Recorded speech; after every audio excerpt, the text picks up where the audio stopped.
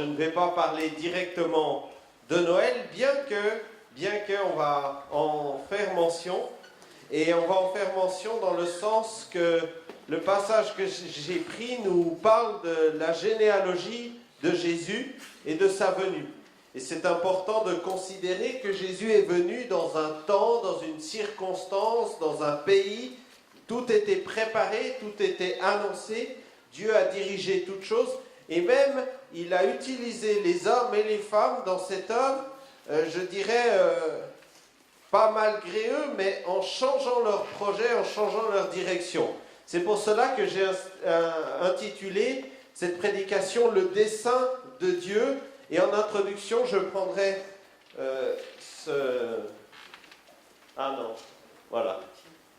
ce passage qui nous dit « Il y a dans le cœur de l'homme beaucoup de projets, mais c'est le dessein de l'Éternel qui s'accomplit. » Et Dieu fait une œuvre, et Dieu dirige cette œuvre, et Dieu prépare toutes choses, malgré le fait que, nous sommes libres d'entrer ou de refuser d'entrer dans cette œuvre, mais il nous invite à se soumettre à sa volonté pour que nous soyons un outil dans sa main. Et on va prendre l'exemple de ces femmes qui vont accepter d'annuler leur projet personnel pour entrer dans un projet divin. Alors je vous invite à ouvrir dans Matthieu, chapitre 1, et à partir du verset 1.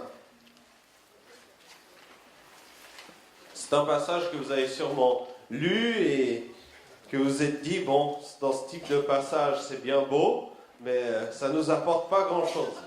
Eh bien, oui, c'est vrai, sur le fond, mais quand on y réfléchit et quand on prend le temps de méditer, il y a des éléments qui sont comme des perles que Dieu a placées, et chaque passage de la Bible est utile pour notre instruction. Matthieu, chapitre 1, verset 1. Généalogie de Jésus-Christ, fils de David, fils d'Abraham. Abraham engendra Isaac, Isaac engendra Jacob, Jacob engendra Judas et ses frères. Judas engendra de Tamar, Péretz et Zara. Péretz engendra Esrom, Esrom engendra Aram, Aram engendra Aminadab, Aminadab engendra Naasson, Naasson engendra Salmon, Salmon engendra Boaz de Rahab, Boaz engendra Obed de Ruth, Obed engendra Isaïe, Isaïe engendra David. Le roi David engendra Salomon de la femme d'Uri. Salomon engendra Roboam. Roboam engendra Abia. Abia engendra Asa. Asa engendra Josaphat. Josaphat engendra Joram.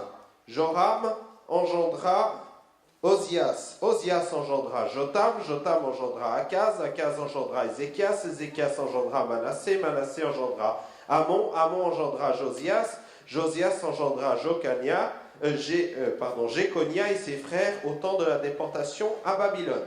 Après la déportation à Babylone, Jéconia engendra Salatiel, Salatiel engendra Zorobabel, Zorobabel engendra Abiud, Abiud engendra Eliakim, Eliakim engendra Azor, Azor engendra Sadok, Sadok engendra Hachim, Hachim engendra Eliud, Eliud engendra Éléazar, Éléazar engendra Matan, Matan engendra Jacob, Jacob engendra Joseph, l'époux de Marie, de laquelle est né Jésus qui est appelé Christ.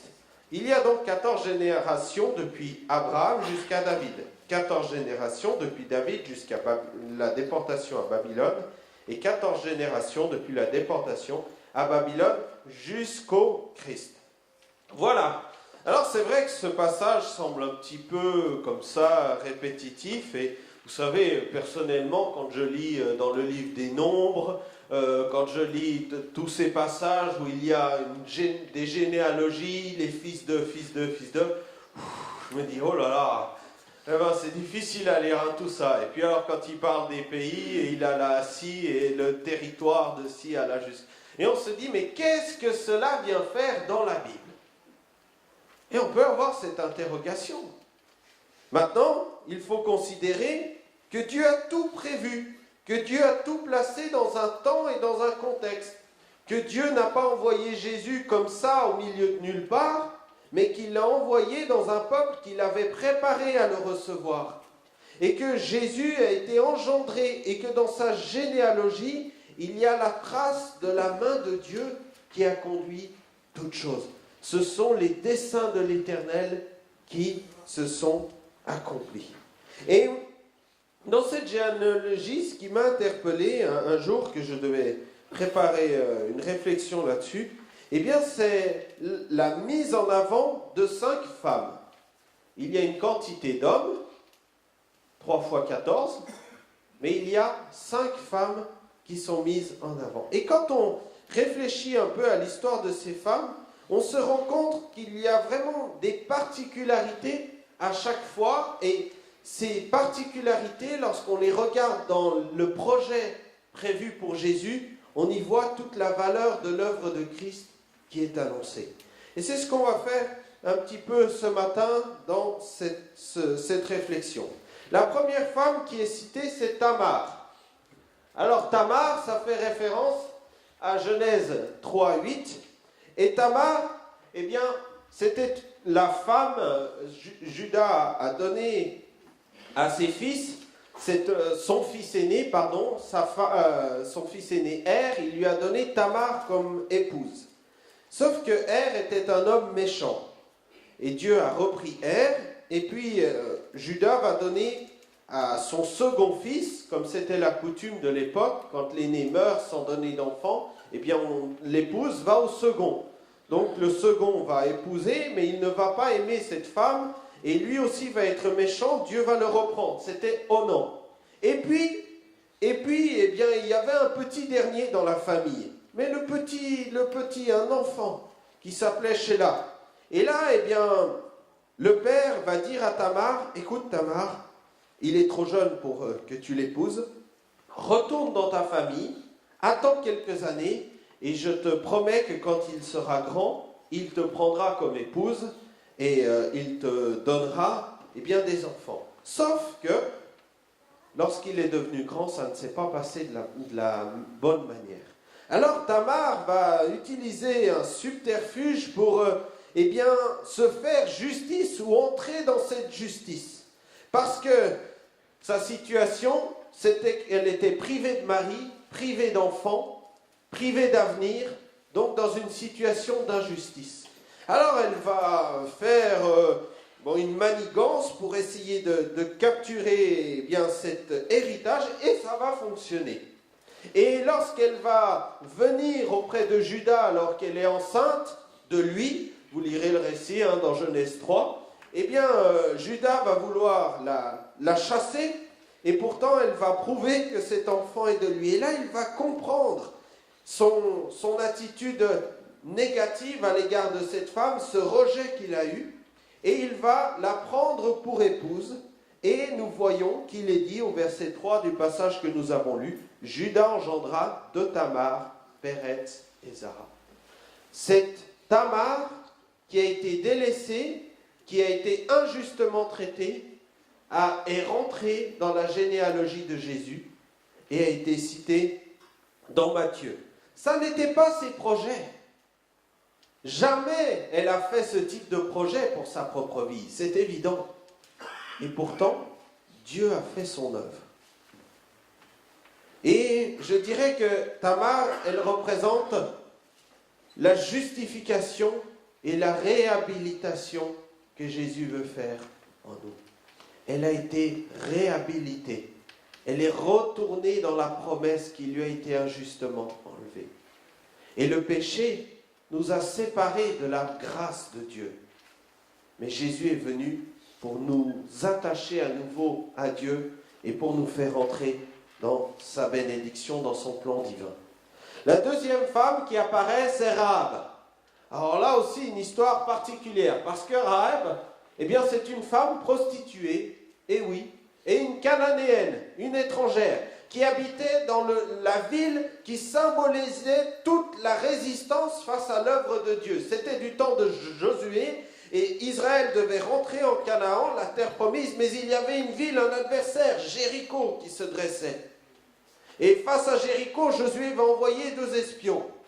Et Rahab va accepter de recevoir ces espions dans sa maison, Et elle va faire plus que cela parce qu'elle va les protéger. Lorsque les chefs de la ville ont découvert que des espions étaient chez eux, ils vont les chercher, ils vont frapper à la porte de Rahab. Et Rahab va dire, non, non, je ne les ai pas, ils sont partis. Alors qu'elle les avait cachés sur le toit de sa maison. Et après, elle va aller auprès d'eux et elle va leur parler en leur disant ceci. L'Éternel, je le sais, vous a donné ce pays. La terreur que vous inspirez nous a saisis. Et tous les habitants du pays tremblent devant vous. Elle avait compris, Rahab, que le seul moyen d'être sauvé, d'échapper à l'action de Dieu, c'était de tout mettre en scène pour essayer de s'en sortir, pour essayer d'obtenir justice. Elle va mettre en avant sa foi dans le Dieu qu'elle ne connaît pas, mais dont elle a entendu parler.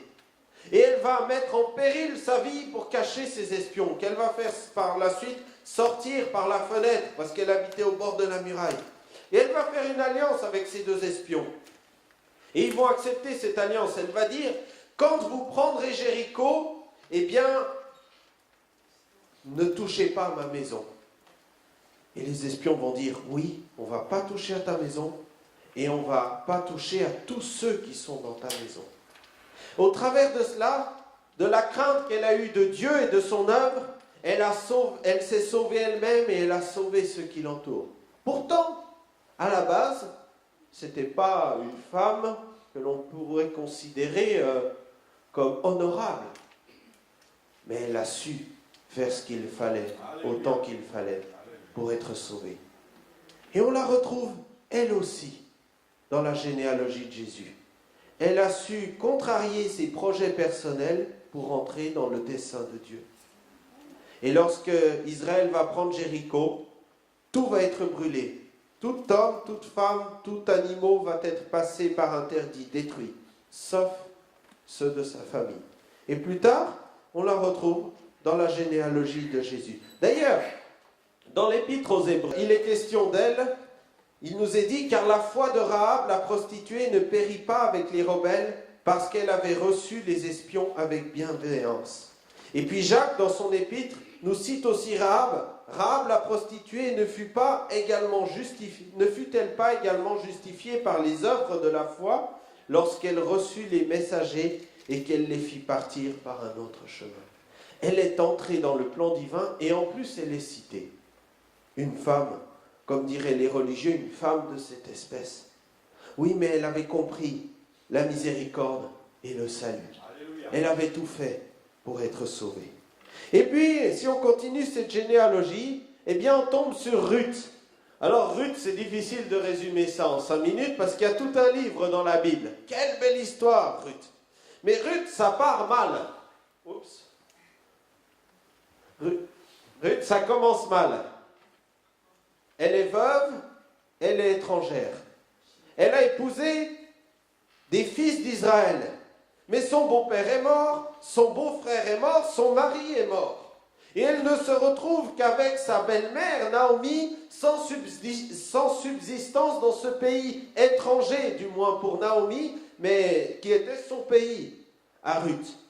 Et il n'y a pas d'avenir pour elle, pas de possibilité. Et là, Naomi décide de rentrer à nouveau en Israël pour essayer de se rapprocher de la seule famille qu'il y avait. Et elle demande à ses 2 belles-filles ce qu'elle décide de faire. Et l'une d'entre elles décide de retourner.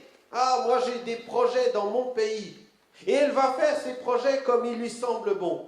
Alors que Ruth, elle a une autre attitude. Ruth va lui dire, par sa fidélité dans l'alliance faite avec sa belle-mère, où tu iras, j'irai. Où tu demeureras, je demeurerai. Ton peuple sera mon peuple et ton Dieu sera mon Dieu. Elle avait compris qu'elle appartenait à une nouvelle famille. Et elle ne voulait pas retourner en arrière, pas retourner dans sa vie du passé. Elle voulait marcher dans cette vie nouvelle, dans cet avenir nouveau. Elle a été fidèle, fidèle dans son alliance. Et au résultat des courses, nous le voyons, ils vont rentrer en Israël, elle et Naomi, et puis En Israël, elle va commencer à travailler comme simple servante, comme celle qui va glaner derrière sans aucun orgueil personnel. Elle va faire les petites besognes pour se nourrir elle-même et survivre et nourrir sa belle-mère. Sauf qu'elle était fidèle, qu'elle était dans cette optique nouvelle et que là, un homme va la trouver belle dans son attitude et va désirer l'épouser, c'est Boaz. Et ça va se passer. Et elle va ainsi, par son engagement, sa fidélité, sauver elle et sa belle-mère. Et c'est une œuvre extraordinaire qui s'est faite par cette étrangère. Et c'est étrange de voir encore une étrangère dans la généalogie de Jésus.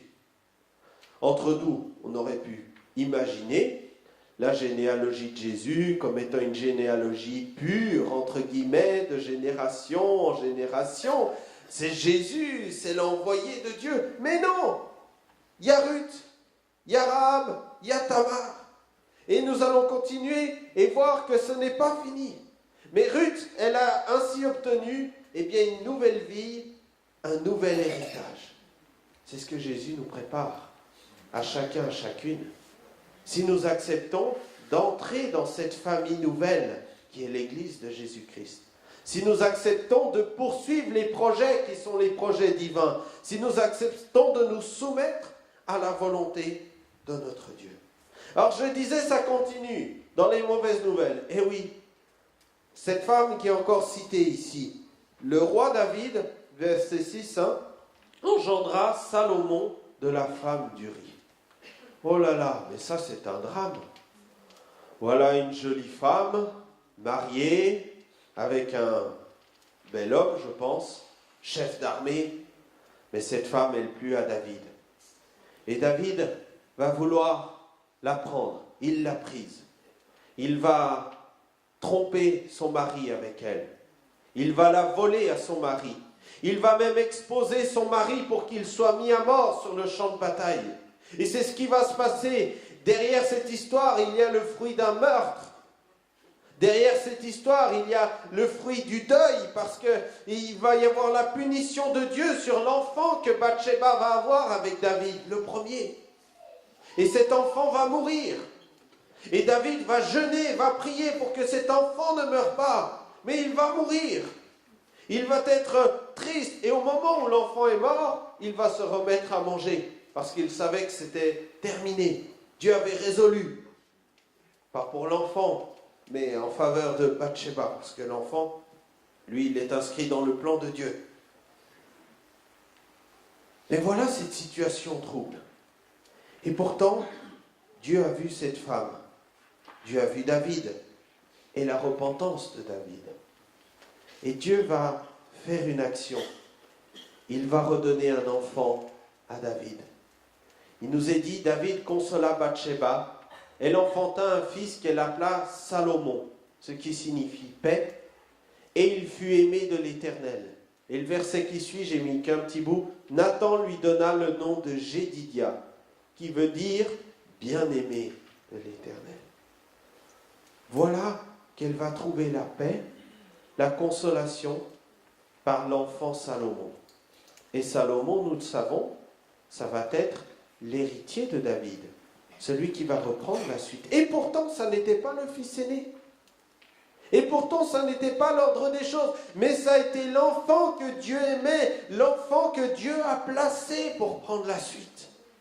Et nous savons combien Salomon a été utile dans l'œuvre de Dieu. C'est lui qui a bâti le temple. C'est lui qui a instruit le peuple, conduit le peuple avec sagesse. C'est lui qui a dirigé les enfants, qui a écrit l'Ecclésiaste, les Proverbes. C'est un homme d'une grande grâce devant Dieu, qui a mal fini, son choix personnel, mais ce fut quand même un grand roi. Et nous voyons que de ce drame, Bathsheba, Dieu va pouvoir tirer le bon. Et nous le retrouvons encore dans la généalogie de Jésus. Et puis la dernière femme qui est citée, c'est évidemment... Ah oui, Bathsheba, elle représente donc la consolation et la paix. Et la dernière femme citée, c'est évidemment Marie. Alors là, il n'y a pas de drame. Du moins pas en apparence. Mais il y a eu presque un drame. Parce que Marie était donc une jeune fille fiancée à Joseph. Pas mariée, vierge, se conservait dans la pureté. Il y avait la promesse du mariage, mais le mariage n'était pas consommé. Mais malheureusement, un enfant, elle va devenir enceinte. Et là, Joseph, comme n'importe qui, va avoir quelques réserves à l'égard de son épouse. Mais comment ça se fait? Entre nous, il a pensé comme tout le monde, elle est allée avec un autre. Elle a trahi. Elle a coupé l'alliance, la promesse. Et Joseph, on voit même dans son attitude face à ça, va être un homme juste. Parce qu'il va dire, et la Bible mentionne ce détail, qu'il va vouloir rompre en secret avec Marie. Vous savez, Joseph, il aurait pu régler l'affaire en 2 temps, 3 mouvements. Il allait voir directement les sacrificateurs, et là, c'était à coups de pierre qu'on réglait l'affaire. Marie, mise à mort. Mais Joseph, il va être juste dans son attitude. Il ne va pas comprendre ce qui va lui arriver. Il va y avoir une forme de drame. Et il va dire, je vais me séparer d'elle en secret. Je ne peux pas l'épouser dans ces conditions. Mais au moins, je vais essayer de ne pas lui faire de mal, ni à elle, ni à l'enfant. Et c'est parce que cette attitude de cœur a été juste que l'ange est venu voir Joseph. Et lui a dit, prends cette femme. Cette femme n'est pas allée voir un autre. C'est le Saint-Esprit qui a engendré Jésus en elle. C'est le Saint-Esprit qui a fait cette œuvre miraculeuse. Et quand il va avoir cette vision, cette révélation de la part de l'ange, eh bien il va comprendre cela. Et il va accepter. Mais Marie aussi est à souligner dans cette affaire. Parce qu'elle avait des projets, des beaux projets. Oh, Joseph, il est beau, il est grand, il est costaud, il est charpentier. Joseph, il va me construire une belle maison. On va bien habiter, il y a de l'avenir dans la charpente, dans le bâtiment, métier d'avenir. Eh oui. Et voilà que l'ange vient la voir. Et que l'ange lui dit ces mots. L'ange entra chez elle et il dit, « Je te salue, toi à qui une grâce a été faite. Le Seigneur est avec toi. » Excusez-moi, mais ce que l'ange va lui annoncer, ça n'a pas l'apparence d'une grâce. C'est plutôt un piège pour elle, dans l'immédiat. Parce que ça va la mettre vraiment dans l'embarras. Et pourtant, c'est une grâce qui a été faite. Alors je souligne cela, parce que en France, enfin dans l'Église catholique romaine, l'on dit Marie pleine de grâce. C'est une erreur. Elle n'est pas pleine de grâce. Elle a reçu une grâce. Mais ça ne fait pas d'elle la mère de Dieu ou la co-héritière de Christ. La co-rédemptrice, de Christ. Ça fait d'elle la servante par laquelle Dieu est passé pour, engendrer Jésus.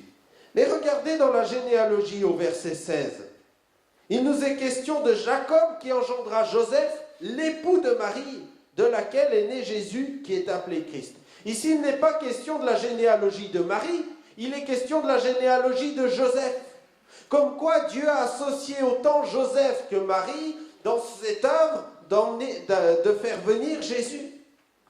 Et Joseph n'a pas été mis à part, il n'a pas été le géniteur, mais il a été le transmetteur du patrimoine familial, de la généalogie familiale.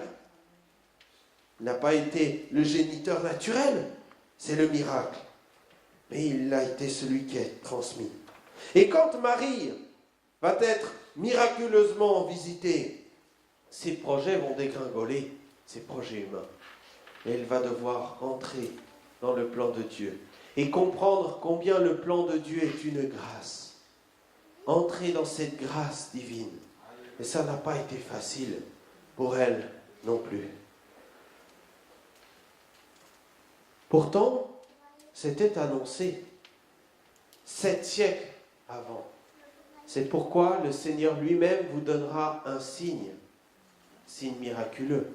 Voici la jeune fille ou la Vierge deviendra enceinte, elle enfantera un fils, elle lui donnera le nom d'Emmanuel, ce qui signifie Dieu parmi nous. C'était annoncé, c'est arrivé exactement comme c'était annoncé.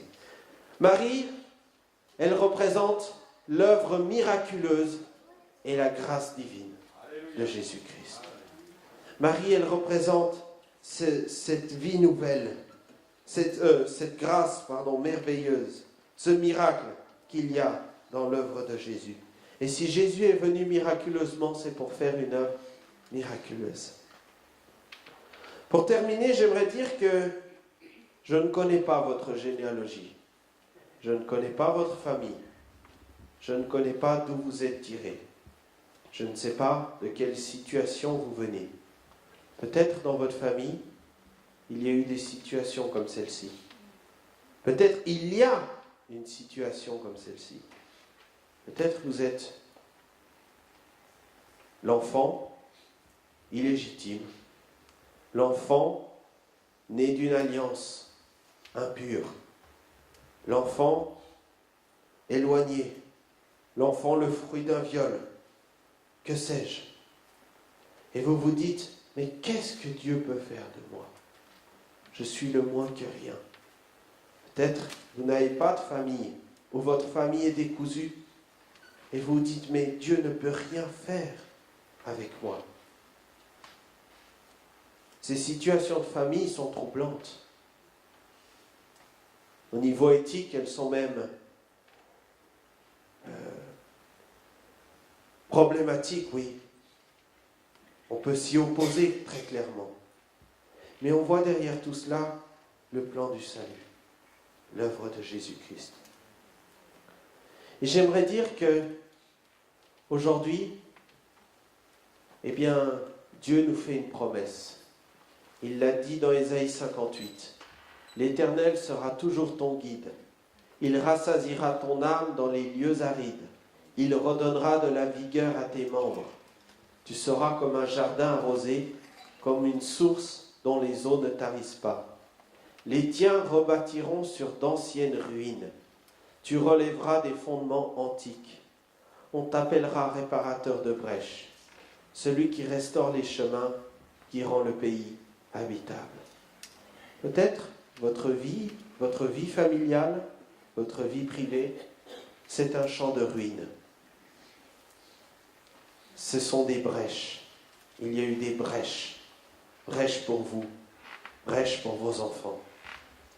Et quand vous réfléchissez, vous pouvez vous dire, c'est impossible d'être réparé. Ce qui s'est passé, ça s'est passé, c'est trop grave. Mais ce n'est pas ainsi que Dieu voit les choses. Il a des projets pour vous. Nous allons passer ces fêtes de fin d'année. Je souhaite que vous les passiez dans vos familles. Vous allez peut-être être confrontés à justement ces situations de famille douloureuses. Mais réalisez que Dieu veut vous utiliser comme des réparateurs de brèches. Que Dieu veut, au travers de votre fidélité, rétablir, rebâtir sur d'anciennes ruines, comme il l'a fait. Jésus est venu. Jésus a annoncé, Jésus a apporté ce message de paix. Et dans cette généalogie de Jésus, il y a tous ces drames. J'aimerais vraiment terminer ces instants sur ce dernier verset. Si quelqu'un est en Christ, il est une nouvelle créature. Les choses anciennes sont passées, voici, toutes choses sont devenues nouvelles. C'est nouveau. Aujourd'hui, c'est un jour nouveau pour vous. Aujourd'hui, c'est un projet nouveau pour votre famille. Aujourd'hui, c'est une bénédiction nouvelle pour votre famille. Nous allons bientôt arriver dans une nouvelle année.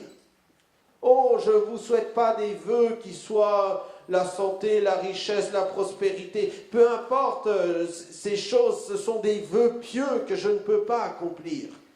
Je pourrais vous souhaiter toute la santé que je veux, je n'ai pas les moyens de vous donner la santé. Ce sont des vœux pieux.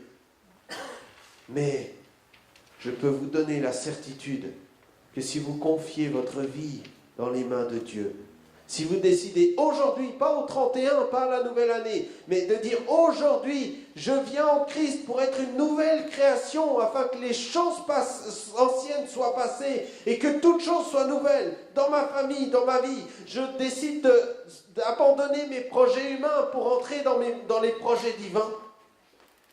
Si vous faites cela, Jésus changera complètement et toute chose.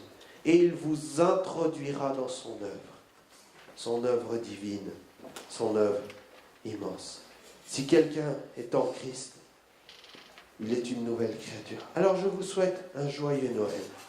Joyeux Noël en famille, joyeux Noël dans vos différents rassemblements, mais surtout un joyeux Noël avec Jésus.